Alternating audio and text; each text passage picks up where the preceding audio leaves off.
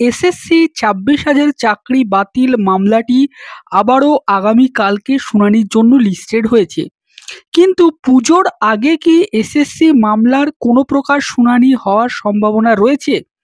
Cause list যেটি প্রকাশ পেয়েছে আগামী ৩রা অক্টোবরের, সেই কজ লিস্টে এসএসসির এই মামলাটি কত নম্বর সিরিয়ালে রয়েছে এবং আদৌ কি আগামীকালকে এই মামলার কোনো প্রকার শুনানি হওয়ার সম্ভাবনা রয়েছে কি নেই, এবং এসএসসির যে মামলা, সেই মামলার এই মুহূর্তে বর্তমান স্ট্যাটাসটা ঠিক কোন পর্যায়ে দাঁড়িয়ে রয়েছে, এবং কোর্ট নাম্বার ১-এ চিফ জাস্টিসের বেঞ্চে এই যে এসএসসির মামলাটি শুনানির জন্য লিস্টেড রয়েছে, এই ম্যাটারটি দীর্ঘদিন কম্পিউটার জেনারেটেড ডেট হিসাবে একের পর এক হিয়ারিং ডেট পড়লেও শুনানি হচ্ছে না।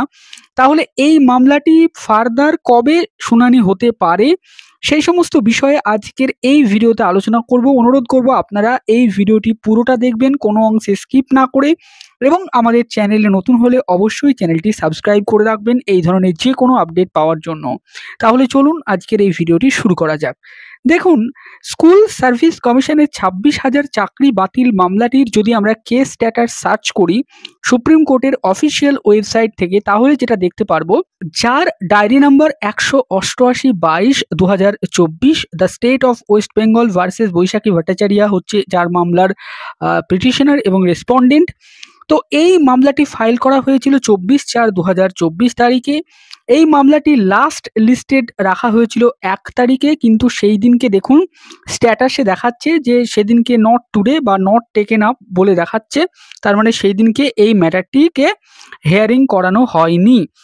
কিন্তু এই ম্যাটারটিকে ফার্দার আরও একটি হিয়ারিং ডেট যেটা দেখাচ্ছে টেন্টেটিভলি কেস মেবি লিস্টেড বলে, সেটি হচ্ছে ৩/১০/২০২৪ তারিখে। এবার আমরা কজ লিস্টটা দেখার চেষ্টা করব ৩/১০/২০২৪ তারিখে, যে সেই দিনকে এই মামলাটি কত নম্বর সিরিয়ালে রয়েছে এবং আদৌ কি শুনানি হওয়ার সম্ভাবনা রয়েছে কি নেই।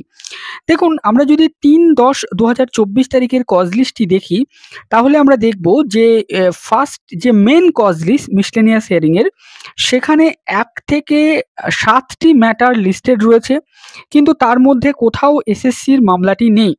এরপরে আমরা যদি দেখি তাহলে দেখব ৮ নম্বর ম্যাটার থেকে সাপ্লিমেন্টারি কজ লিস্ট শুরু হচ্ছে। সেখানে ৮ থেকে আমরা যদি দেখি একদম ৩৩ অবধি, তাহলে কোথাও এসএসসির ম্যাটারটি নেই। একদম ৩৪ নম্বর সিরিয়ালে কিন্তু এসএসসির ম্যাটারটি রয়েছে, এবং এখানে ৩৪ নম্বর সিরিয়ালে দেখুন the state of West Bengal versus Baishakhi Bhattacharya এই মামলাটি লিস্টেড রয়েছে, যার সাথে ১১৫টি ম্যাটার কানেক্টেড হিসাবে রয়েছে। তারপরে যদি আমরা দেখি তাহলে দেখব যে মোট ৩৭টি মামলা চিফ জাস্টিসের বেঞ্চে সাপ্লিমেন্টারি লিস্টে, কিন্তু এসএসসি মামলাটি রয়েছে ৩৪ নম্বর সিরিয়ালে, মানে একদম শেষের দিকে সাপ্লিমেন্টারি কজ লিস্টের। তাহলে এই মামলাটির কি কোনো প্রকার শুনানি হওয়ার সম্ভাবনা রয়েছে? দেখুন, যেটা বোর্ড বা ডিসপ্লে বোর্ড বা কজ লিস্টের যে সিরিয়াল নাম্বার, সেই অনুযায়ী যদি এগোই প্রসিডিং, তাহলে কখনোই এই মামলাটির শুনানি কিন্তু আগামীকালকে হবে না। এবং কেন হবে না সেই বিষয়টি আমি আপনাদেরকে বলে দিচ্ছি। গত ১ তারিখে যখন চিফ জাস্টিস তিনি শুনানি করাচ্ছিলেন, তখন কিন্তু এসএসসির মামলাটি সম্ভবত ২৭ নম্বর সিরিয়ালে ছিল। তো ২৭ নম্বর সিরিয়ালে থাকলেও কিন্তু এসএসসির মামলার শুনানি হয়নি। কিন্তু ৩০ নম্বর সিরিয়ালে ওবিসি ম্যাটারটি ছিল, এবং সেই ওবিসি ম্যাটারটিকে যখন মেনশন করানোর জন্য আইনজীবী যান, তখন কিন্তু বিচারপতি বলেন তিনি পুজোর আগে তিনি কিন্তু আর ওবিসি ম্যাটারটিকে শুনতে পারবেন না। তার কারণ পুজোর আগে যে কোর্ট বসবে দুদিন, সেই দুদিন তিনি কিন্তু অন্য কিছু ম্যাটার রয়েছে, এবং সেই ম্যাটারগুলোকে তিনি নাম করেই বললেন যে একটা জেটের ম্যাটার রয়েছে, সেটাকে তিনি শুনবেন, শেষ করবেন। তারপরে দিল্লি রিজের একটি ম্যাটার রয়েছে, তারপরে একটি কনস্টিটিউশন বেঞ্চের কি ম্যাটার রয়েছে, তারপরে ম্যারিটাল রেপ কেসের একটা ম্যাটার রয়েছে। তো এই ম্যাটারগুলোকে তিনি আগে শর্ট আউট করার চেষ্টা করবেন, তারপরে তিনি পুজোর ভ্যাকেশনের পরে তিনি ওবিসির ম্যাটারটিকে শুনবেন। তার মানে এটা স্পষ্টই বোঝা গেল যে এসএসসির ম্যাটারটিকে কিন্তু পুজো ভ্যাকেশনের আগে কোনোভাবেই কিন্তু শোনা এই মুহূর্তে সম্ভব হচ্ছে না। আমরা যতটুকু কোর্ট নাম্বার ১টাকে ফলো করছি, আমরা দেখেছি যে গত ১ তারিখে কিন্তু ৭ নাম্বার লিস্টে যেটা ছিল একটি জেট ম্যাটার, তো সেই ম্যাটারটির কিন্তু সারাদিন ধরে শুনানি চলেছে, এবং সেটি কিন্তু সম্পূর্ণ শুনানি হয়নি সেদিনকে। সেদিনকে শুনানি পার্ট হার্ট হিসাবে ছিল, এবং আগামীকালকে মানে ৩ তারিখে সেই ম্যাটারটিকে ১৫ নম্বর সিরিয়ালে লিস্টেড রাখা হয়েছে, পার্ট হ্যাড ম্যাটার হিসাবে, এবং সেটার কিন্তু শুনানি প্রায় অনেকক্ষণ ধরে কালকে চলবে। তার ফলে এসএসসি ম্যাটারটি আগামীকালকে ওঠার সম্ভাবনা একদমই নেই। কিন্তু এসএসসি ম্যাটারটিকে কোনো আইনজীবীরা মেনশন করায় কিনা সেদিকে আমাদের নজর থাকবে, যে পুজো ভ্যাকেশনের পরে এসএসসি ম্যাটারটি ওঠে কিনা।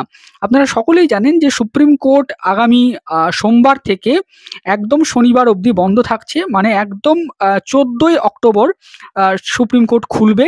তো তারপরে 15ই অক্টোবর মঙ্গলবার একটা মিসলিনিয়াস ডে পড়ছে।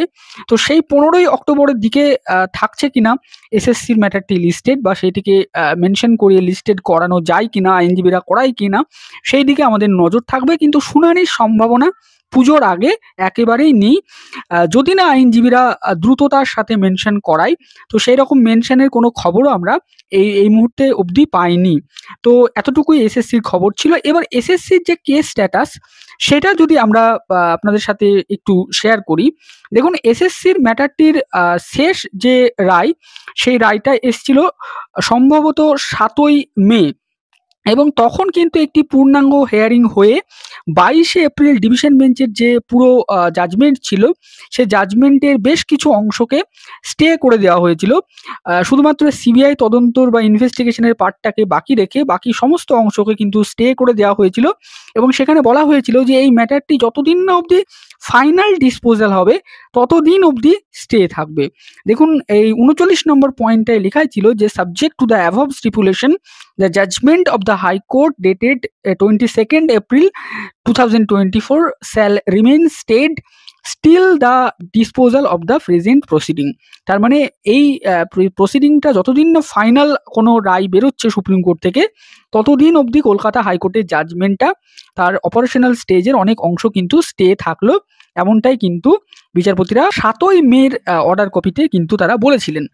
এরপরে আমরা দেখেছিলাম যে 16ই জুলাই একটি শুনানি হয়েছিল। তো সেখানে মূলত খুব বেশি শুনানি না হলেও বিচারপতিরা ব্রডলি 5টি ক্যাটাগরিতে 5টি কাউন্সিল গঠন করে দিয়েছিলেন, যেমন the government of West Bengal, তারপরে the West Bengal central school service commission and West Bengal board of secondary education, original writ petitioner যারা ছিলেন কলকাতা হাইকোর্টের তারা, যাদের চাকরি বাতিল হয়েছিল তারা, এবং সিবিআই।